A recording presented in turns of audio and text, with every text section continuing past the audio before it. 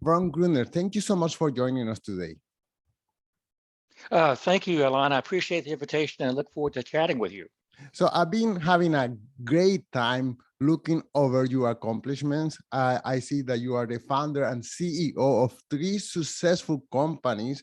And now for, I guess, after retirement, you decided to write a book none other, no less than of the different US presidency, see, and the impact on the economy, on personal income, on income inequality, on taxation. So we have a lot of ground to cover. I wonder if we could start with you telling us a little bit about your background. I mean, you have such a rich history in entrepreneurship. What is it that drove you towards entrepreneurship? Well, that's a good question, Alana. My dad was an entrepreneur. He was an immigrant from Germany. He came over to the United States from Germany when he was 18 years old, and he had been a trained machinist. And after about 20 years in the United States, he started his own company, manufacturing drill bits for oil wells, competing with Howard Hughes. He did that successfully. So I saw him starting a company literally in a garage and establishing a company that had well over 100 employees as I was growing up. So entrepreneurship was something somewhat natural for me. But my father was a machinist, and that was new technology at the time in Germany. I fell in love with computers in high school. I mean, people take computers and iPhones and their notebooks for granted now, but back in the late 50s and 60s, they were like miracles. And really, I was just absolutely enchanted with computers and competed in the science fair and things of that nature. So I wound up in the computer business, and the computer business being very, very new had essentially entrepreneurs driving the new companies. Of course, IBM dominated computers in the 60s, but firms like Data General and Digital Equipment Corporation were very entrepreneurial. So I wound up working for Data General, which was a high-flying mini computer company in the late 60s and 70s.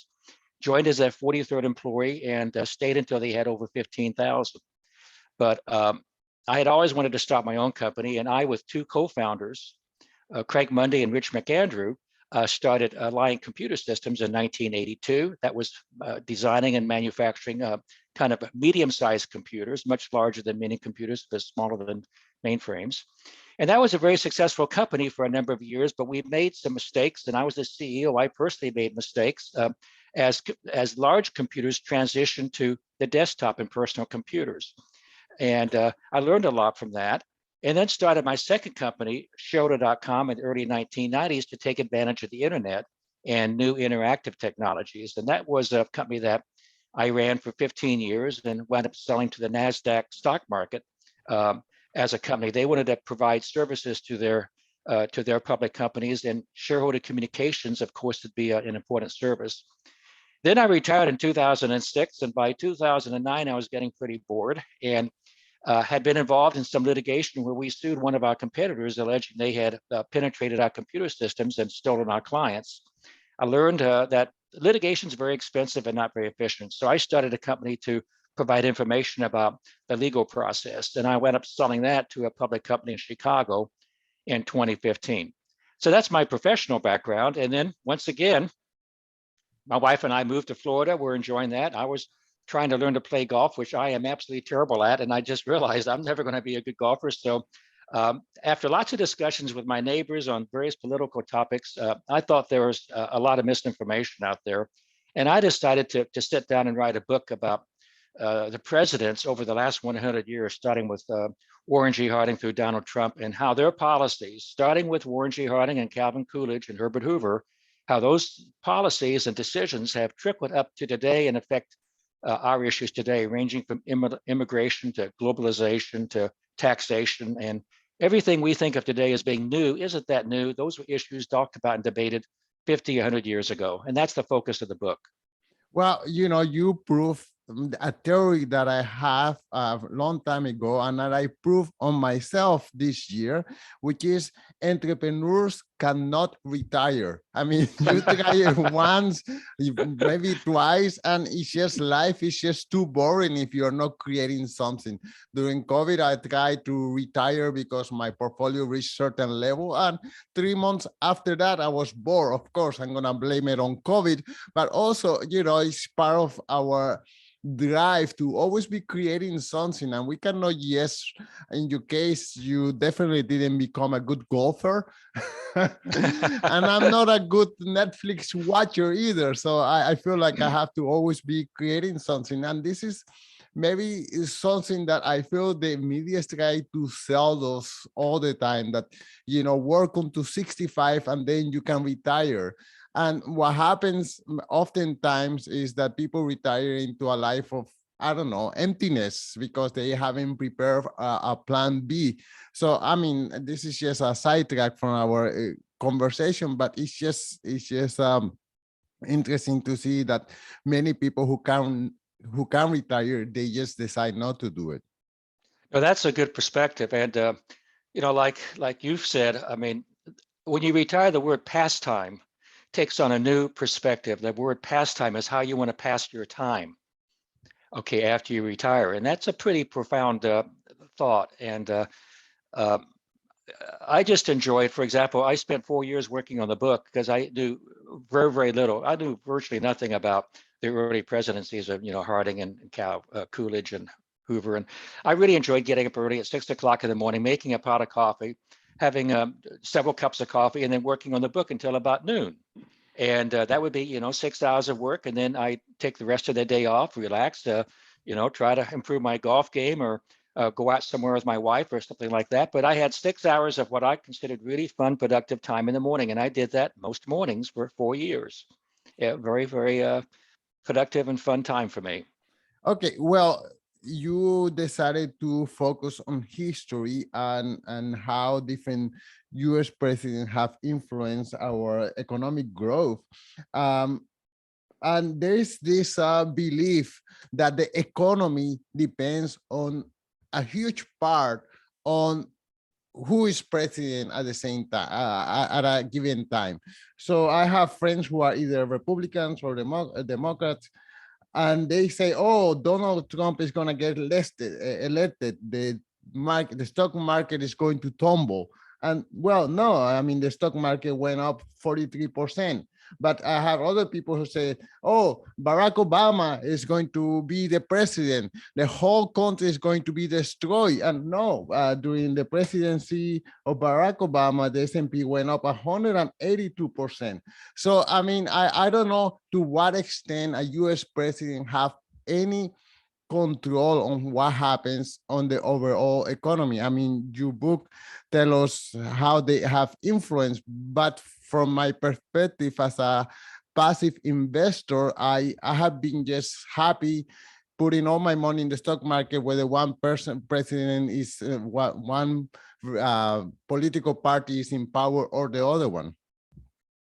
Well, I tend to think that external events dominate the economic cycle primarily, and that goes all the way back to Warren G. Harding and Calvin Coolidge. Of course, you've heard the phrase the Roaring Twenties, how the economy was booming in the 1920s. Well, there were two things happening in the 1920s besides two presidents, Harding and Coolidge, and that was the population was exploding at that time.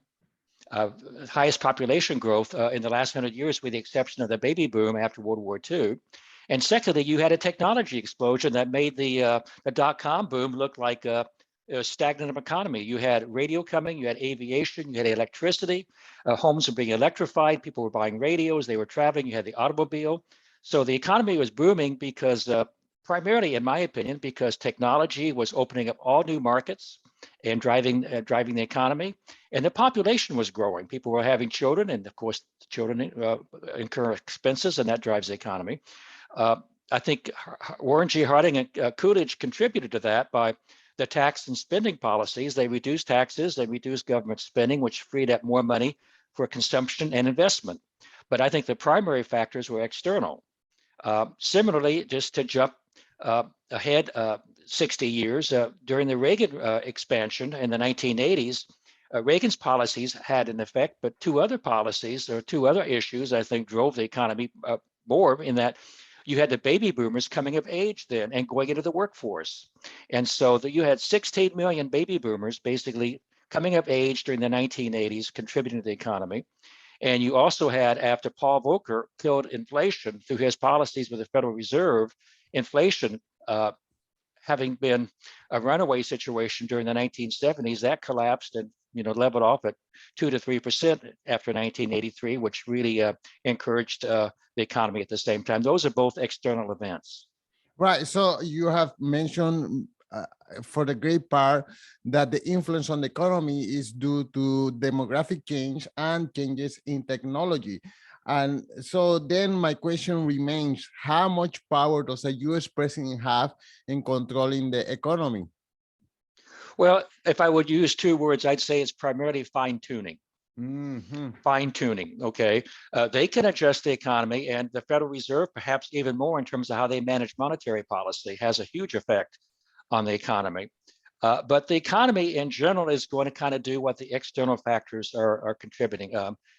If I might just elaborate just for a second, the financial collapse in 2008 and 2009 in the United States, the two factors I think provided the reasons underlying the slow growth after 2009, and that was the fact that baby boomers were retiring and workers, the workforce was shrinking because baby boomers were retiring.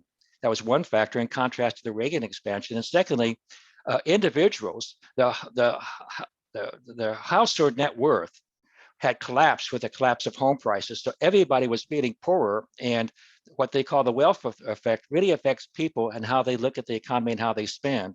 And that really undermined confidence in the economy for almost 10 years when people's home prices collapsed and stock prices collapsed.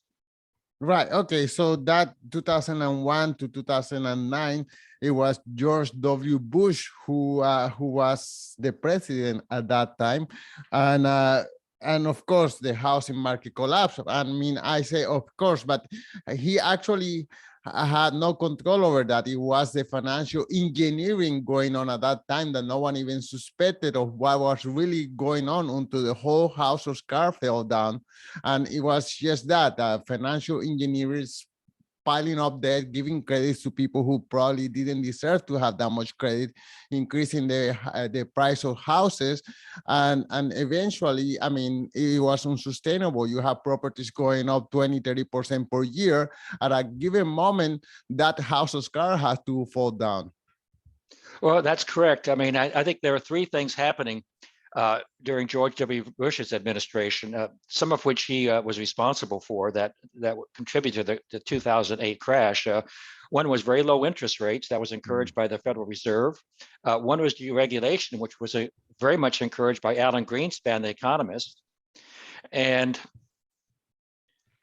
those are really the two primary factors. And of course, the government also played a role, and they I think for the very best of intentions, we're encouraging home ownership, making it easier and easier to purchase homes, little money down, little background checking. And that was all encouraged by the government to make it easier to purchase homes, because the feeling was, and I think that's largely accurate, homeowners are more stable citizens and contributors to the economy.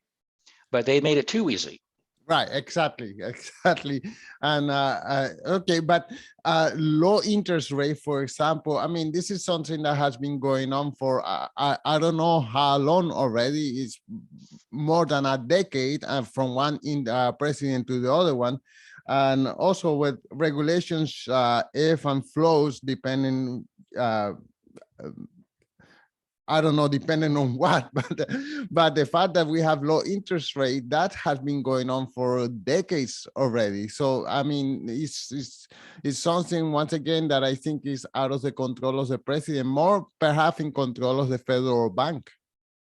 That's correct. I mean, the Federal Reserve primarily controls the interest rates. And of course, here in the United States, we're seeing inflation increase because of really three factors. I mean, there are supply side issues. We can't get enough goods into the United States or made in the United States. So there's supply side issues. After the COVID pandemic, which unfortunately we're still in, demand has gone up. People are buying with their extra cash, buying televisions and going out to dinner and things of that nature. So that's higher demand. And then the Federal Reserve has, through quantitative easing, pumped lots and lots of money in the economy over the last 10 years. So there's a lot of money floating around, which tends to increase prices. And that's all, those three factors, supply side, demand side, and monetary issues, are all contributing to the inflation we're having here in the United States. And the inflation, we are having it in the United States, but the United States is also influencing practically the rest of the world, because in everywhere else in my country, in Colombia, we are having high inflation as well, and it's due to the higher prices going up to the United States, where if the United States is beating up the prices of goods and services globally, then smaller countries like mine, then they also have to pay higher prices. So it's influenced by the United States, but it's also happening all over the world. Well, that's a good point. I mean, if demand is very high in the United States and Americans are bidding up prices, and that's affecting global prices, everything from consumer goods to oil, I'm sure you're right about that. Okay. Well, you cover so many presidents. I forgot. I made a list, but I don't know how many presidents overall. I wonder if you could highlight one or two economic incidents that happened during the term of any one of the presidents that you mentioned in the book. Well, I cover 17 presidents, 17. from Okay. Harding to Trump. There's 17. Well, let me highlight a couple. I mean, I think one president who doesn't get enough recognition is Jimmy Carter. Mm. Jimmy Carter in the United States, by many people, was considered a very weak and failed presidency. But he did a number of things which I don't think are broadly recognized. He started the movement towards deregulation. He deregulated the airlines. He deregulated transportation. He deregulated oil. And all of that was being done in the 1977 to 1978 timeframe. He actually did more deregulation than Ronald Reagan, who was famous for deregulation. Ronald Reagan basically kind of cleaned up on the ends of that whole cycle that Jimmy Carter started. And I discussed that rather extensively in my book. The other thing Carter did that's not appreciated is he started the movement towards energy conservation. Energy consumption per capita in the United States have been climbing 1.6% per year since the late 1940s, and that was absolutely an unsustainable rate. And we were paying for that with cheap oil from the Middle East, importing oil, so we could do that here in the United States. But when the oil embargoes happened in the 70s, that woke America up. So Carter said the issue is not production, the issue is conservation. And he promoted and signed legislation in 1977 and 78, aggressively promoting energy conservation. Today, in the United States, energy consumption per capita is 15% lower than it was in 1977 when Carter promoted energy conservation. And if he had not have done that, today the United States would be nowhere close to energy independence. People think fracking is responsible for energy independence. That helped at the last few years, but if we had not cut back on energy growth, which Carter pioneered, we would not be close to energy independence. So that's one president who I think doesn't get enough recognition. Well, and Jimmy Carter, I do agree with you. He was a fantastic president, and yet he didn't get a relative because of things that were out of his control. For one, the oil prices that went up due to the embargo, and the Iran-Contra affair where the Americans were kidnapped, and those are events that were totally out of his control. I mean, he could probably try to negotiate things better. Who knows? I think he did a fantastic job. And well, he didn't get elected during his presidency. The Standard & Poor's 500 went up 28%, which is not great, but it's not bad either.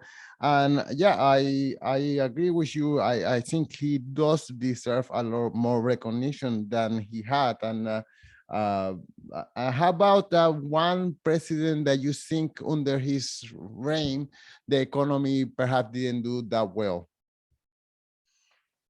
Well, that would probably have to be, unfortunately, George W. Bush, obviously, because he inherited a very strong economy from Bill Clinton. 4 years of surpluses, a booming stock market, and he then went in and cut taxes significantly, which did not help economic growth. It actually slowed down. There were a lot of factors affecting that, but that was a disappointment, I'm sure, very much to him and his political party.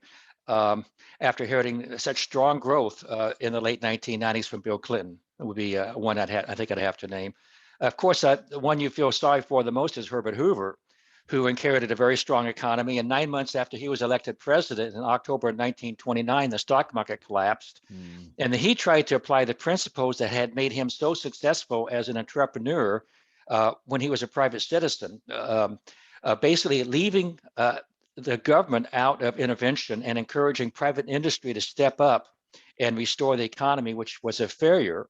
You have to say he was somebody who had an opportunity to correct a deep recession and keep it from becoming a depression. He failed to do that because his policies were non-interventionist and basically said, let business take over and we'll stay out of the way. And of course, Roosevelt changed that. Roosevelt basically said, if business isn't hiring, the government's going to hire and put people to work.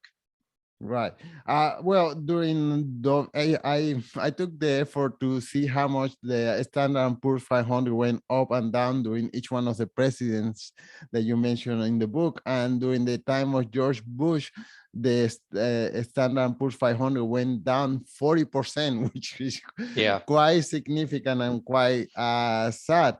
But would you say that after Herbert Hoover, which the president was Franklin Roosevelt, what is it that, well, he took Keynesian economic and that's what he applied to the economic at that time, which it was successful. Let's say that he revived the economy at that time. Would you say that it was, well, his leadership, but also the guidance of Keynesian economics ideology that also helped the United States at that time? Well, absolutely. I mean, Keynesian economics was new during the Roosevelt administration. John Maynard Keynes had just begun talking about the notion of using the government to generate demand, and he applied that. And the economy from 1934 to 1940, before World War II, grew at the highest rate ever in the last 100 years. So people think about the Depression lasting through his whole presidency until World War II, but the economy, in terms of defining a recession, depression, had recovered quickly by 1935 and was growing, as I recall, 4.8% per year during those 8 years prior to World War II, and that was Keynesian. But I think the other thing Roosevelt did, and I learned this from my mother, to be honest with you, was optimism. I mean, my mother still talks about the speech they heard on the radio, and I get slightly emotional talking about it, about we have nothing to fear but fear itself. That inspired millions and millions of Americans to begin to believing in America and themselves. And Roosevelt was a tremendous communicator. He communicated that optimism that brought people back. And I give that and his communication skills, frankly, as much credit as Keynesian economics. Right. And at that time, radio was the social media of the moment. That's correct. Radio was maybe even had more influence than social media has today, for people to sit down as a family and listen to the radio and listen to those inspiring words, which I opened my chapter up with on Franklin Roosevelt, which I was inspired by what my mother told me, how she was inspired. It had a profound effect on people. I wonder if you could comment about the polarization of economics nowadays. I mean, there are people actually trying to sabotage the progress or the effort of one president, or just not because they don't believe in the economic initiative, but because they just feel this is give them brownie points to just sabotage the other political party. I mean, if you don't mind, can I? Are you talking about Joe Manchin here? I'm not talking. I'm just. I'm talking in general. This. Well, politics is a dirty business, and it has been for years. Politics is a dirty business, and when we talk about economic policies, one of the realizations I had, Alon, in writing this book is that all these different economic approaches and theories are like tools in a toolbox. You have supply side economics, you have demand side economics, you have monetarianism, okay, and you have Hayek's philosophies in the Austrian School of Economics. All these different schools of economics have their place at particular points in time. Sometimes they worked very well. Supply side economics worked well during the 20s. It failed totally during the 1930s. Keynesian economics worked in the 30s, and perhaps would not be so successful during the Reagan administration. So I think people are wrong in saying I'm a Keynesian, or I'm a supply side economics, or I'm a monetarist. These are just tools in a toolbox. It's like a carpenter's saying, I only use a hammer, or I only use a wrench. All these are tools, and I think it's wrong to think, and it's become so politicized now over these different economic approaches. It's a shame that people don't think of economics as just a big toolbox. Right, right. So, but still, I mean, no matter which party there is in power, the other party try to sabotage even ideas that they think are good for the country as a whole, because they don't want the opposite party to have the credit of having this great idea. You call it whatever it is, the infrastructure or reducing the debt or whatever economic initiative one party could take. And I think overall it's hurting the country. And you don't have to be from that political party to agree that these ideas may benefit the country. Well, it's horrible right now in the United States, the politicization of how we run the country. That it's horrible, but it's always been difficult. I mean, maybe we had the most cooperation between the parties during the 1950s under President Dwight Eisenhower, perhaps. But it's always been difficult, even if you go back to the 19th century. And on the second page of my introduction, as you might recall, I talk about how George Washington was so frustrated by the growth of political parties under Hamilton and Jefferson. Now, he actually, I write about that in the letters he wrote to those gentlemen about the formation of the Federalist and the Republican Party and how they were detrimental to the country in George Washington's opinion. So it's something we have to deal with. I mean, democracy is by no means a perfect form of government, but it's probably the best form that we know how to form as a civilization at this stage.